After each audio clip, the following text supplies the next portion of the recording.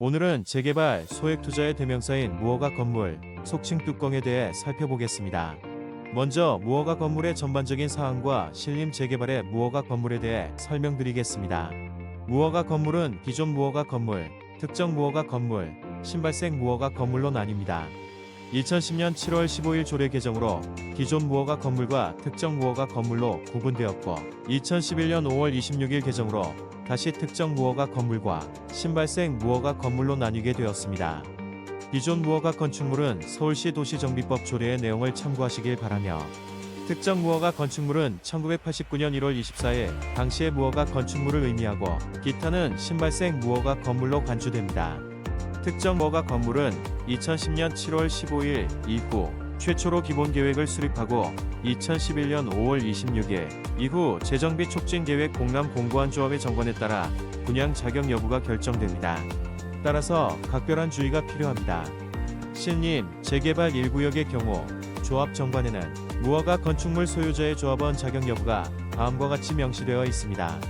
관악구청에서 발행한 무허가 건축물 확인원 소유자와 1981년 2차 항공사진에 존재해야 하며 재산세 납부 등을 입증해야 합니다.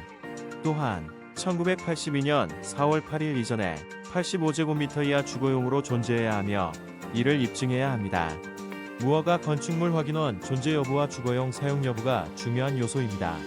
만약 상가를 보유하고 있으면서 아파트 입주권을 받을 예정이라면 관리처분계획 기준일 전에 주거용으로 용도를 변경해야 합니다. 투자 시에는 재개발 구역의 무허가 건물이 기존 무허가 건물인지 특정 무허가 건물인지 확인하고 조합 정관을 통해 입주권을 받을 수 있는지 직접 조합 사무실을 방문하여 확인하는 것이 필요합니다. 신림 재개발의 무허가 건물은 기존 무허가 건물에 속하므로 관악구청에서 발급받는 무허가 건축물 확인원이 존재하고 주택으로 사용하고 있다면 큰 걱정은 없을 것입니다. 조합의 정관에서 조합원 자격과 분양 대상자 여부를 재차 확인하는 것도 필요합니다.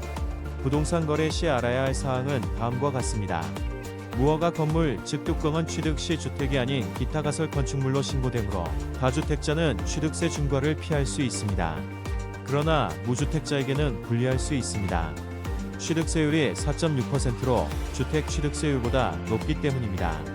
매각 시에는 주택으로 간주되어 양도세 중과 대상이 될 수 있으니 주의가 필요합니다. 다행히도 취득 시 주택으로 보지 않기 때문에 주택 취득 시 제출해야 하는 자금 조달 및 입주 계획서 제출은 필요하지 않아 심적 부담이 덜합니다.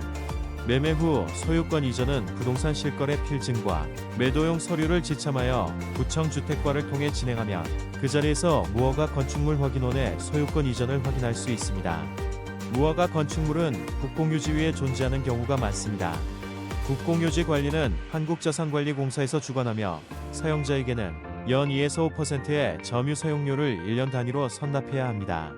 매매 시 매도자의 변상금 연체 여부를 확인하고 소유권 이전 후 한국자산관리공사에 국유재산 대부 신청을 해야 합니다. 신임, 재개발 2구역의 경우 불화계약이 완료되어 일시납 또는 10년에서 20년으로 연분합으로 납부 중입니다. 신림, 재개발 1구역은 올해 사업 시행 계획 인가 이후 불화계약을 진행할 예정입니다. 이상의 내용을 잘 검토하셔서 무허가 건물, 즉 뚜껑 투자에 도움이 되시길 바랍니다. 신림 재개발의 구체적인 사례에 대해서는 탑부동산으로 연락하시기 바랍니다.